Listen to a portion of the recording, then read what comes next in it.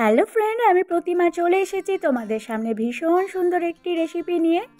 আজকে আমি তোমাদের সামনে করে দেখাবো চিকেনের একটি সুন্দর স্ন্যাক্স, যা কিন্তু খেলে প্রত্যেকের মন জুড়োবে।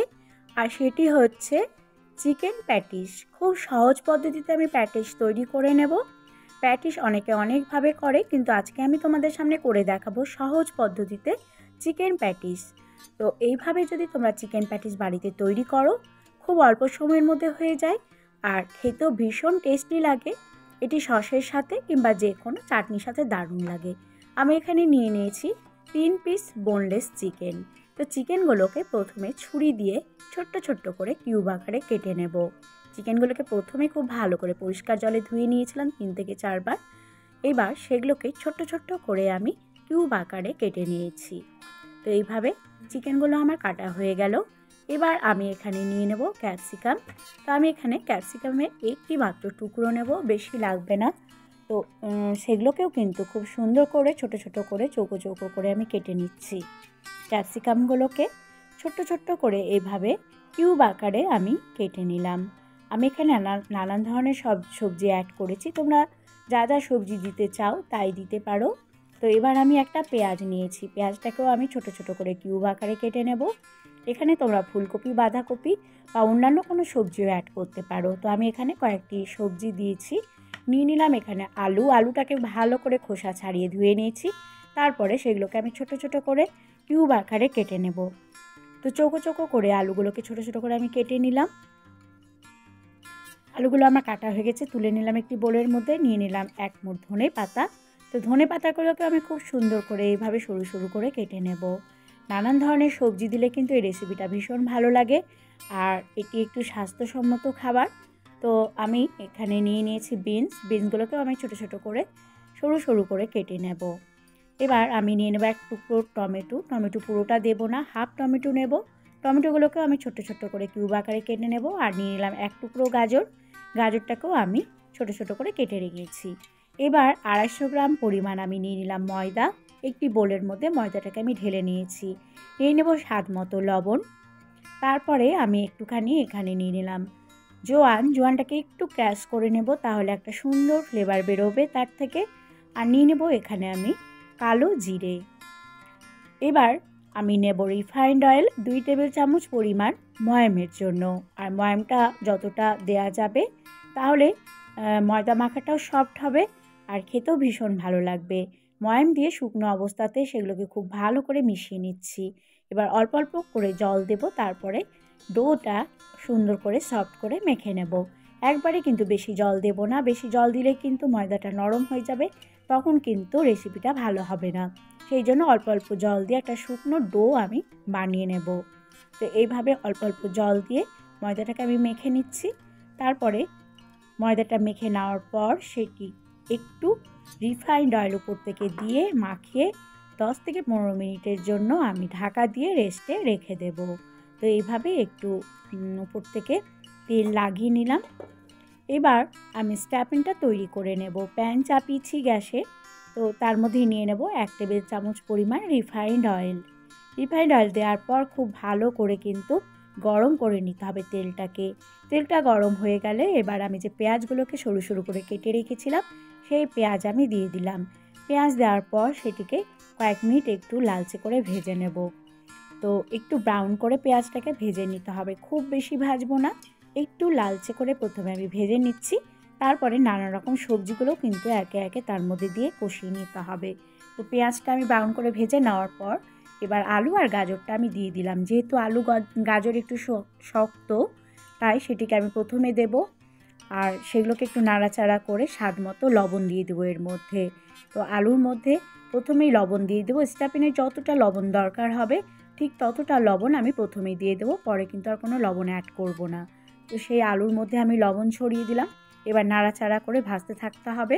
আর আলুগুলো নাড়তে নাড়তে কিন্তু সেদ্ধ হয়ে যাবে আলু আর গাজর। তো লবণ দিয়েও এবার খুব ভালো করে নাড়াচাড়া করে নেব। গ্যাসের ফ্লেমটা কিন্তু একেবারে বাড়িয়ে দেব না, মিডিয়াম টু লো ফ্লেমে সেগুলোকে কষিয়ে নিতে হবে। এবার উপর থেকে আমি দিয়ে দিলাম বিনস দিয়ে একটু নাড়াচাড়া করলাম। তারপরে এখানে দিয়ে দিলাম আদা রসুন পেস্ট দিয়েও খুব ভালো করে প্রত্যেকটা সবজির সাথে কিন্তু এইভাবে মিশিয়ে নিতে হবে। তো আলু আর বিনসের সাথে খুব ভালো করে পেঁয়াজের সাথে আদা রসুন পেস্ট দিয়ে নাড়াচাড়া করে একটু কষে নেব। তারপরে আমি এর মধ্যে চিকেনগুলো দিয়ে দিচ্ছি। চিকেনটা দিয়ে খুব ভালো করে কষতে থাকতে হবে, আর আলুর সাথে চিকেনটা খুব ভালো করে কষিয়ে নিতে হবে। আর চিকেনটা আগে দিচ্ছি এই জন্যই যে চিকেনটা যেন নাড়তে নাড়তে খুব ভালো করে ভাজা হয়ে যায়, প্লাস সেদ্ধ হয়ে যায়। তো চিকেনটাও আমি দিয়ে দিলাম। চিকেন দিয়ে খুব ভালো করে নাড়াচাড়া করে নিতে হবে। কয়েক মিনিট খুব ভালো করে কষিয়ে নেব। গ্যাসের ফ্লেমটা কিন্তু একেবারে কমিয়ে দিতে হবে, আর মাঝে মাঝে একটু গ্যাসের ফ্লেমটা মিডিয়ামে নিয়ে আসতে হবে। তো এইভাবে আলু চিকেনগুলো কষে নেব। এবার আমি উপর থেকে দিয়ে দেবো শুকনো মশলা। হাফ চামচ পরিমাণ দিয়ে দিলাম ধনে গুঁড়ো, হাফ চামচ পরিমাণ আমি এখানে দিয়ে দেব ধনে গুঁড়ো আর জিরে গুঁড়ো। তো আর অন্য কোনো মশলা দেব না। সবশেষে আমি এর মধ্যে দিয়ে দেব লঙ্কা গুঁড়ো। আর আমি এখানে যেহেতু কাঁচা লঙ্কা দিয়েছি দুটো, সেই জন্য বেশি ঝাল না খাওয়াই ভালো, যেহেতু ছোটরাও খাবে এই রেসিপিটা, সেই জন্য আমি 1 চামচ পরিমাণ দিয়ে দেবো এখানে লাল লঙ্কার গুঁড়ো। তো সমস্তটা দিয়ে খুব ভালো করে মিশিয়ে নিয়ে কিন্তু কষিয়ে তো চিকেনের সাথে খুব ভালো করে আমি মশলাগুলোকে নাড়াচাড়া করে তারপর কষিয়ে নেব। আমি কিন্তু এখানে কোনো জল অ্যাড করব না। চিকেন থেকে সামান্য একটু জল বেরোয়, সেই জলে কিন্তু আমি ভালো করে কষিয়ে নেব। আর চিকেনটা একটু হাতে সময় নিয়ে কষিয়ে নিতে হবে। আর এইভাবে নাড়াচাড়া করতে করতে কিন্তু চিকেনটাও সেদ্ধ হয়ে যাবে। আর একটু ঝুরঝুরে টাইপেরই করব, কারণ যদি এর মধ্যে জল দিই তাহলে সেটা কিন্তু একটু নরম হলে ভালো হবে না। পুরটা কিন্তু একেবারে যেন একটু ঝরঝরে হয়। এবার দিয়ে দিলাম উপর থেকে টমেটো। তো টমেটো দিয়ে খুব ভালো করে কষিয়ে নিতে হবে। আর টমেটোর মধ্যে তো এমনিতেই জল থাকে, তার থেকে জল বেরোতে শুরু করবে, তখন কিন্তু প্রত্যেকটা সবজি আর চিকেনটাও খুব ভালো করে সেদ্ধ হয়ে যাবে। তাই এই সময় আমি টমেটোটা দিয়ে দিলাম। সবশেষে আমি দিয়ে দিলাম ক্যাপসিকাম কুচি। ক্যাপসিকাম দিয়েও খুব ভালো করে কষিয়ে নেব। ক্যাপসিকামটা অবশ্যই পরে দেব, তাহলে ক্যাপসিকামের ফ্লেভারটা বেরোবে আর খেতেও খুব ভালো লাগবে। তাই ক্যাপসিকামটা আমি সব শেষে দিলাম। এবার নামানোর একটু আগে কিন্তু আমি অ্যাড করে নেব ধনেপাতা কুচি। ধনেপাতা কুচি দিয়ে একটু বেশ কিছুক্ষণ নাড়াচাড়া করে নিয়ে তারপরে কিন্তু পুরটা আমার একেবারে রেডি হয়ে যাবে। তো ধনেপাতা দিয়ে একটু গ্যাসের ফ্লেমটা কমিয়ে দিয়ে এইভাবে একটু নাড়াচাড়া করে নেব। তো বন্ধুরা, এইভাবে তোমরা যদি বাড়িতে চটজলদি চিকেনের প্যাটিস তৈরি করতে চাও তাহলে কিন্তু খুব অল্প সময়ের মধ্যে হয়ে যায়, খেতেও ভীষণ সুন্দর লাগে। আর এই যে স্টাফিংটা বানালাম, এটা কিন্তু বানাতেও বিশেষ সময় লাগে না, আর একটু চিকেন দিলে কিন্তু ভীষণ সুন্দর হয়। তো এইভাবে ভালো করে স্টাফিংটা আমি তৈরি করে নিলাম। এবার ময়দাটা আমি সফট করে নেব একটু। তো আমি একটু শুকনো ময়দা দিয়ে খুব ভালো করে এইভাবে হাত দিয়ে একটু সফট করে নিচ্ছি। তো ময়দাটা আমার শুকনোই আছে, তবু একটুখানি আমি শুকনো ময়দা উপর থেকে ছড়িয়ে দিলাম। এবার যতগুলো আমি করব সেইভাবে পিস করে নেব। ছুরি দিয়ে আমি এখানে মোট 4খানা পিস করে নিচ্ছি। 4টি ভাগে আমি ভাগ করে নেব। 4টি ভাগে ভাগ করে নিয়ে সেগুলোকে খুব ভালো করে কিন্তু বলের মতো করে গড়ে নিতে হবে। তো এইভাবে প্রত্যেকটা আমি বলের মতো করে গড়ে নেব। তো এইভাবে হাত দিয়ে মুড়ে মুড়ে করলে তাহলে সেটা কিন্তু একটু বেশ সফট হয় আর ভেতরটা কিন্তু নরম হয়। এবার শুকনো ময়দা দিয়ে আমি এখানে মোট 4খানা রুটির মতো করে বেলে নেব। তো রুটির মতো করে একেবারেই সরু করে না, দেখে নাও থিকনেসটা ঠিক এই টাইপের হবে। যেমন আমরা রুটি খাই ঠিক সেইভাবেই রুটির মতো করে কিন্তু বেলে নিতে হবে। এবার উপর থেকে একটু শুকনো ময়দা ছড়িয়ে দিয়ে স্টাফিংটা আমি উপর থেকে চামচ দিয়ে খুব ভালো করে পুরো রুটিটার মধ্যে কিন্তু বসিয়ে নিচ্ছি।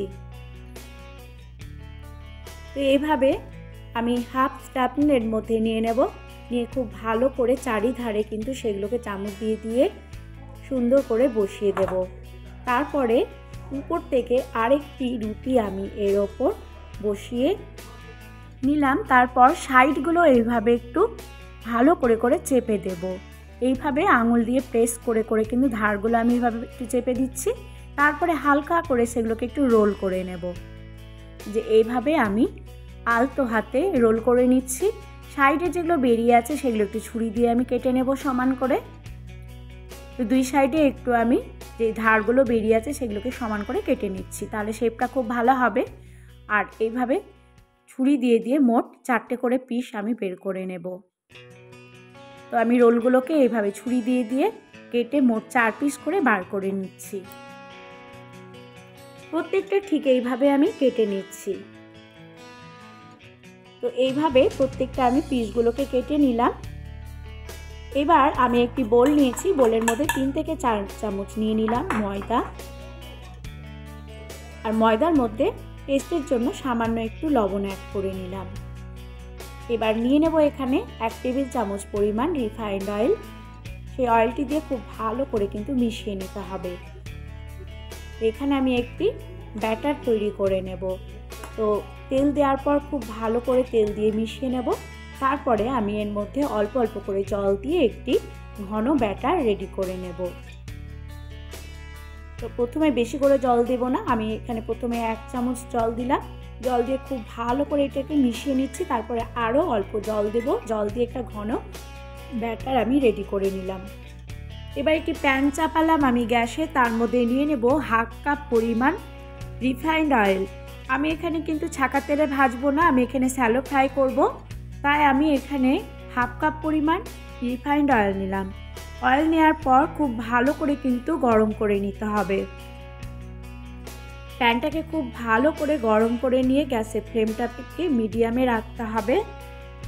এবার যে আমি ব্যাটারটি তৈরি করেছিলাম, তো ব্যাটারে আমি যে রোলগুলোকে পিস করেছি 2 ধারটা আমার ফাঁকা ছিল, সেগুলোকে 2 ধারে একটু ব্যাটার লাগিয়ে নিয়ে, পুরোটা আমি লাগাবো না, 2 ধারে একটুখানি ব্যাটার লাগিয়ে নিয়ে তারপরে প্যানের মধ্যে একে একে সেগুলোকে ভাজার জন্য ছেড়ে দেব।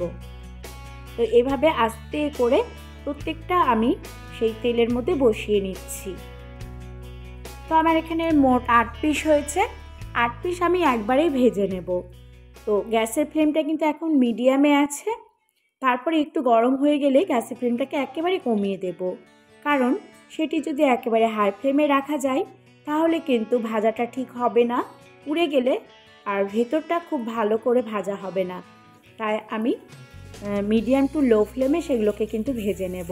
এক পাশটা হয়ে গেছে, তারপরে একটি কাঁটা চামচ দিয়ে আর এক পাশ দিয়ে আমি পাল্টিয়ে দিচ্ছি। তো এই পাশ ও পাশ খুব ভালো করে কড়া করে ভেজে নিতে হবে। তো দেখতে পাচ্ছ কতটা সুন্দর হয়েছে আমার।